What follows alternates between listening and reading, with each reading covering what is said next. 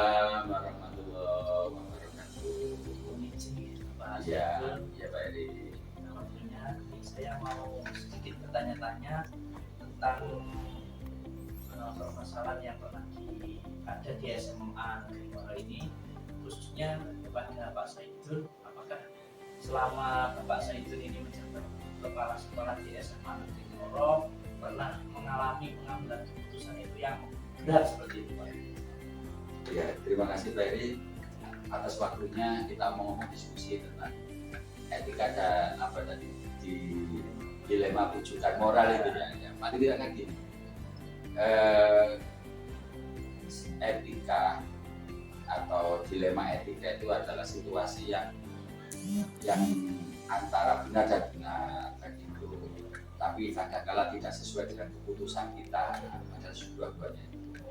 Ini yang perlu harus dipahami. Masalah terjadinya di sini di SMA Negeri Ngoro, ya ada sih beberapa saat-saat di mana saya harus mengambil keputusan antara saran, antara keadaan. Ini sebenarnya pada sama-sama baiknya. Nah, ini pun harus kita jeli-jeli betul, harus tahu betul bagaimana faktanya, bagaimana aturan yang harus kita jalankan. Padahal dua-duanya harus baik, dua-duanya harus dijalankan inilah. Baik, Pak Saidun mungkin bisa memberikan contoh untuk keputusan atau kejadian yang seperti di wilayah kita itu. Ya, terima kasih Pak Eri. Contoh yang nyata itu adalah gini. Di SMA Negeri Ngoro kita membuat tata tertib siswa, kedisiplinan siswa. Tata tertib pada dasarnya adalah untuk memberikan arahan, ada bingkai, ada aturan agar anak-anak patuh akan kedisiplinan tata tertib. Tapi bukan untuk menghakimi, tapi untuk bagaimana membimbing, membina anak agar patuh, disiplin dan tertib mengikuti peraturan sekolah. Itu pada kayaknya satu contoh. Di tata tertib anak menggunakan seragam, anak menggunakan sepatu hitam. Nah, kenapa semacam itu? Memang di tata tertib kayak begitu. Tapi di sisi lain ada siswa yang tidak bisa dan tidak punya sepatu hitam full, ya mungkin ada garisnya putih. Ini kalau menurut aturan tidak boleh, tapi bagi saya nggak apa-apa dipakai saja. Karena apa? Ada faktor ekonomi, orang tuanya mungkin belum bisa membelikan sepatu warna hitam dan sepatunya hanya satu itu. Nah, ini ada sebuah keputusan dan kebijakan yang menurut kita ya sesuai dengan ranah dilema etika dan memenuhi pertimbangan yang mendasar itu sebenarnya. Mungkin selama ini bagaimana Bapak menjalani atau mengambil keputusan di sekolah, terutama untuk kasus-kasus dilema etika itu? Ini Pak Eri, sebelum kami memutuskan apa yang akan terjadi, yang pertama adalah ada langkah-langkah. Yang pertama adalah mengidentifikasi permasalahan. Yang kedua mencari fakta yang ada. Faktanya bagaimana sih kok ada permasalahan kayak begitu. Jadi yang pertama adalah mengidentifikasi permasalahan, yang kedua mencari fakta, yang berikutnya adalah bagaimana nanti saya harus memutuskan permasalahan ini. Ini termasuk langkah-langkah yang harus saya tempuh untuk memutuskan sesuatu yang podo-podo bener kan, podo-podo bener, tapi di sisi lain ada perbedaan. Berat seperti itu Pak ya. Iya, oke. Kemudian hal apa saja yang selama ini dianggap efektif Pak untuk memecahkan atau mengambil keputusan pada dilema etika ini? Adanya konflik ini tidak berarti saya harus memutus sendiri. Saya ada waka, ada kesiswaan, ada guru BK. Bagaimana saya harus memilih dan memutuskan permasalahan itu, kami adakan konferensi kasus. Artinya konferensi kasus itu ketika nanti ada masalah siswa, saya tidak berarti mengambil kebijakan tanpa ada rembuk dulu dengan guru BK, dengan wali kelas, dengan guru yang bersangkutan, barangkali ada permasalahan dengan mapel, salah satu mapel, mungkin dengan dengan watak kesiswaan, itu lebih efektif itu, karena kita sebelum memutus kita ada sebuah solusi bagaimana mencari fakta yang ada, bahkan bila perlu kita mengundang orang tua sehingga kita tahu latar belakangnya kenapa anak berperilaku A, berperilaku B, anak X ini kok gak disiplin, kenapa itu diantaranya. Pastikan ada sebabnya seperti Oh iya, itu, ya. betul. Jadi kita cari sebab musababnya, tidak berarti kita langsung memutus, tidak berarti langsung menjustis ya. Sehingga tata tertib tadi itu tidak berarti menghakimi anak, tapi bagaimana membina anak-anak biar tidak keluar dari yang namanya perilaku atau moral si anak itu sesuai dengan norma-norma yang ada di SMA Negeri Ngoro ini, Pak. Otomatis dalam menjalankan itu semua pastikan tidak mudah ya Pak Zaitun ya. Berarti yang menjadi tantangan Bapak itu apa Pak? Dan tantangannya itu seperti apa? Kalau tantangannya sih sebenarnya kalau sudah tahu fakta, ada dasarnya, ada permasalahannya, tantangannya ya tinggal memahamkan bagaimana stakeholder, bagaimana penanggung jawab ini memahami sebuah permasalahan anak. Ini yang jadi tantangan saya untuk memahamkan sehingga keputusan yang saya ambil nanti ini tidak bertentangan dengan apa yang sudah dinormatif, yang sudah ada yang berlaku di aturan main itu yang tantangannya, sehingga harus antara saya, waka, guru kelas, mungkin juga staf TO ya harus paham dengan keputusan yang diambil, terutama menangani masalah siswa dengan BK itu Pak. Itu tantangannya yang mungkin sampai hari ini ya harus clear, harus sama-sama paham satu frekuensi untuk menentukan bagaimana langkah anak ini agar berperilaku normatif. Kemudian kalau menyelesaikan seperti itu, apakah Bapak punya jadwal tersendiri atau langsung diselesaikan atau bagaimana Bos? Kalau masalah waktu sebenarnya sih ya harus gerak cepat untuk, apalagi permasalahan siswa ya harus cepat diselesaikan. Kalau jadwal waktu kapan schedule-nya, saya berpikir logis gini, permasalahan anak kan sudah ada penanggung jawabnya masing-masing. Ada kesiswaan, ada guru BK, ada wali kelas. Paling tidak jadwal saya mengikuti ini. Nah, jadi tahap-tahapnya adalah ketika ada permasalahan siswa, ada BK, didiskusikan dengan wali kelas. Nah, jadi karena anak tadi kelasnya berapa, kita komunikasikan dengan wali kelas. Kenapa? Kalau berhubungan dengan guru mapel, ya guru mapelnya dijak ngomong-ngomong. Apa ini permasalahannya apa? Nah, setelah ada sebuah konferensi kasus ini, baru tahapnya. Kalau bisa diselesaikan, saya berikan kesempatan untuk diselesaikan di tahap ini. Kalau tidak, berarti harus ke saya. Sehingga jadwalnya nggak menentu kalau itu. Tapi tetap ada sebuah tanggung jawab harus terselesaikan. Kapan memanggil orang tua, berapa kali permasalahan harus memanggil orang tua, pemerintah orang tua itu yang termasuk schedule saya harus mengikuti perkembangannya. Jadi saya tangkap berarti harus tajam yang utama. Oh iya, harus kerja terstruktur. Betul. Baik. Kemudian menurut Bapak apakah ada seseorang atau tokoh atau strategi tertentu yang selama ini mempermudah Bapak untuk mengambil keputusan? Iya, betul. Berarti dalam manajemen sekolah, kepala sekolah tidak akan mungkin melakukan mengeksekusi sebuah keputusan sendiri. Tim atau tim kerja kami ya itu tadi kayaknya dengan kayak waka, seseorang yang saya anggap bisa menjadi termasuk. Kalau berhubungan dengan kesiswaan ya berarti kesiswaan. Kalau berhubungan dengan jam pelajaran, pembagian jam mengajar ya berarti ya wakakur yang saya minta untuk seseorang yang mampu untuk menganalisa fakta-fakta yang terjadi, bagaimana jamnya harus diatur, bagaimana ya wakakur dulu.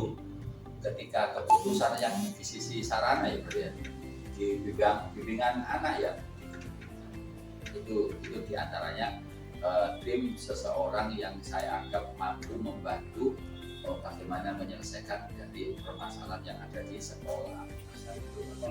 Betul, saling kerjasama. Betul, di manajemen kesekolah itu begitu, nggak mungkin harus diputus sendiri, malah kurang baik. Siap. Ini terakhir Pak Nge. Gini Pak. Dari semua hal yang sudah terjadi, mungkin ada sesuatu yang dapat dijadikan pelajaran seperti itu Pak. Betul. Apa itu Pak kira-kira? Pertama kita harus menata berpikir logis, berpikir praktis, menjadi bisa mengambil kebijakan dengan baik. Sebelum memutus harus berpikir logis dulu, peka dengan situasi. Itu termasuk itu hikmah yang dapat membaca situasi kondisi sekolah. Ya, termasuk selain manajemen yang ini, kontrol sosialnya juga harus bagus. Sehingga apa yang terjadi di lingkungan sekolah bisa kita selesaikan. Itu diantaranya beberapa untuk menciptakan kondisinya sekolah. Ya kita selaku pimpinan ya harus memaksimalkan kondisi penanggung jawab ini, saling percaya bahwa kita memberikan kesempatan kepercayaan pada teman-teman tim kerja tadi bisa melakukan sesuatu dengan baik. Nah itu insya Allah akan terjadi sebuah keputusan yang baik juga karena sudah melalui beberapa diskusi tahap penanggung jawab ini. Keputusannya tidak mungkin salah. Iya, itu sampai pada 7K, sampai pada titik bagaimana penjaga sekolah, terus 7K ini yang bersih-bersih sekolah sampai di situ Pak Eri. Ya, manajemennya. Terima kasih Pak Seten ya atas waktunya, banyak sekali informasi yang sudah saya dapat. Terima kasih Pak Eri, mudah-mudahan berkah, lancar, sukses untuk guru penggeraknya sampai selesai. Saya untuk itu Pak Seten.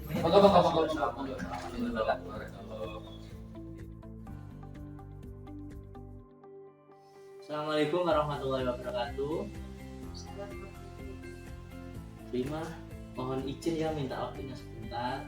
Seperti yang sudah saya sampaikan kemarin, saya mau mewawancari Bu Ima, tanya-tanya sedikit tentang apa yang pernah terjadi di SMK Manbaruda. Boleh ya Bu Ima ya? Iya, monggo. Saya mulai Bu Ima ya. Iya. Baik Bu Ima, adakah Bu Ima selaku kepala sekolah di SMK Manbaruda ini pernah mengalami pengambilan keputusan-keputusan yang sulit menurut Bu Ima? Pernah, Pak. Coba diceritakan Bu Ima. Kemarin kan ada musyawarah mengenai PHBI atau penyesuaian peringatan kemerdekaan kemarin, itu kan mau mengeluarkan acara di desa dan di kecamatan tentang karnaval. Berhubung karena biayanya terlalu besar, kita pertimbangkan juga Pak Biden. Ya, artinya gini, uang itu kalau dialokasi ke kegiatan tersebut habis. Tapi kalau kita pikir-pikir lagi, alangkah baiknya kalau dana sebesar itu kita manfaatkan untuk membeli alat di sekolah lah, untuk seperti kayak drum band, kan untuk bisa anak-anak itu mengasah skill mereka pada ekstra drum band. Jadi permasalahannya itu untuk karnaval atau beli alat drum band gitu Ya, Bu Ima? drum band atau dialokasikan juga pada, kan kita juga butuh alat olahraga seperti tiang-tiang gitu kan juga banyak Pak, kan tidak hanya habis saat itu, kan bisa manfaatnya untuk berkelanjutan. Oh gitu. Jadi untuk pawai budaya atau karnavalnya nggak jadi Bu Ima? Ya, sementara dipending dulu Oh, dan dipending puasa dulu. ya, Oh, dan iya. puasa. Dan kemarin juga anak-anak tanya ikut apa enggak. Ternyata kalau mereka dikasih informasi seperti itu mereka paham, dan kami juga dari orang tua wali murid juga ada yang bertanya ikut apa tidak. Terus habis itu kami pertimbangkan dan mereka dikasih informasi, mereka ya memberikan apa ya sama sekolah tanggapan enggak, insya Allah enggak. Karena apa? Manfaatnya tidak lagi ke anak-anak. Kalau langsung ikut drum band kan juga biaya juga orang tua Pak, untuk beli sewa baju juga tuh. Kalau mereka kan dikasih partisipasi untuk gini, oh kegiatan sekolah duit sekian kita sumbang untuk infakkan diri kan untuk alat-alat olahraga kan mereka juga paham Pak, oh ya anakku dikasih ada fasilitas sekolah daripada habis gaya seperti macak, seperti apa sewa-sewa baju satu kali pakai kan 300-500 Pak disumbangkan ke sekolah atau kan kita beliau artinya sumbangan 30 atau apa mereka infak apa kan ada manfaatnya keterlanjutan seperti itu ya. ya.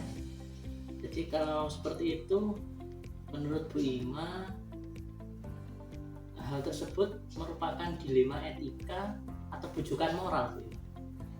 Menurut saya itu ada dilema etika karena dalam hal ini tidak menyangkut benar dan salah.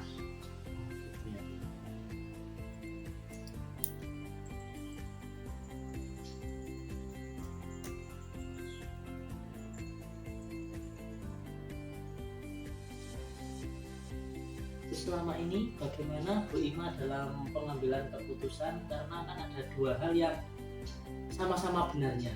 Jadi anak-anak kan mau ikut karnaval nanti juga kan kalau atau mau budaya nanti kan juga namanya kan juga terkenal nanti.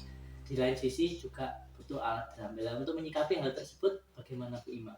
Kami dari pihak sekolah juga terutama saya kami juga musyawarah sama Bapak Ibu guru sama yayasan dipertimbangkan ya setidaknya kalau ikut karnaval di desa seperti di Moro dan di kecamatan kan kita dikenal orang oh ini lo ngetoni ini dilihat orang oh ini SMK gini SMK jadi masyarakat tuh tahu bahwa ada SMK yang deket sawah yang nggak kelihatan itu ada dipikir-pikir lagi juga Bapak Ibu gini mungkin kan hanya orang tahunya gini kebiasaannya saja setelah itu kan mereka nggak tahu Pak nanti oh badal dana sekian itu kita butuh untuk sekolah kita ya sekelas sekedar tahu aja toh Pak setelah itu kan mereka ini api dulunya kan gini enggak Pak artinya kita kan pertimbangkan itu juga Pak jadi ya dipilih dimanfaatkan untuk sekolah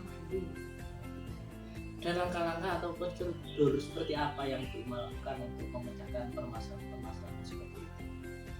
Kita juga ya tadi saya sudah sampaikan kami dari pihak lembaga sama juga sama anak-anak ya anak-anak kan biasanya protes gak ikut Bu terus gini ada yang gak usah Bu sudah ikut ini capek kita musyawarahkan dengan anak-anak karena itu setelah itu Bapak Ibu guru sama Bapak Ibu itu di lembaga kan kita juga ada dua lembaga di sini Pak SMP sama SMK kita dari SMK begini baik kalau kita nggak ikut bagaimana kalau ikut bagaimana misalnya dengan Ibu Bapak Ibu guru di sini SMP juga setelah itu kita melangkah kepada yayasan sama komite ternyata akhirnya dijembatani sama yayasan komite ayo kita bareng-bareng musyawarah baik dan ya jadi intinya musyawarah gitu ya baik itu kepada siswa kepada ya, guru juga itu ya semua elemen.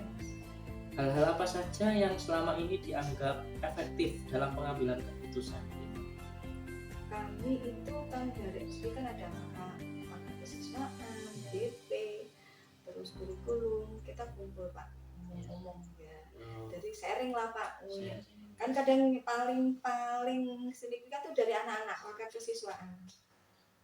Banyak namanya anak besar banyak protesnya. Sing gini satunya pingin ini pingin itu kita banyak masukan juga dari kesiswaan anak-anak terus DP dan lain sebagainya.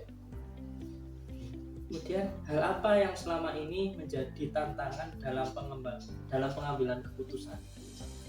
Nah, yang menjadi tantangan adalah semuanya Pak. Semuanya itu ada tantangannya. Artinya itu semuanya itu sama-sama imbang lah Pak. Gak ada yang berat, gak ada yang sama-sama imbang.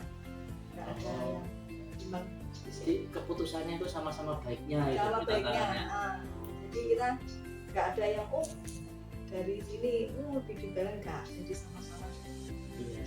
Kemudian apakah Anda mempunyai tata cara atau jadwal tertentu untuk memecahkan masalah-masalah tentang kelima etika atau langsung pemecahannya atau bagaimana? Kalau jadwal tidak ada ya Pak.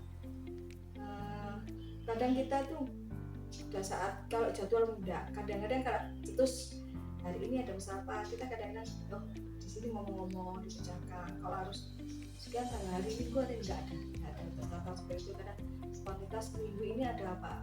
Barangkali kan dalam satu minggu tuh dari kasus A ada gini, ada kasus ini, terus kita pas istirahat, kita ngomong-ngomongan gitu Pak. Dan adakah seseorang atau faktor-faktor yang selama ini mempermudah atau membantu Bu Ima dalam penyelesaian masalah tentang kehidupan? Ada yang membantu Bu Ima atau apa gitu? Yang ada Pak, terutama dari maka kesusahan.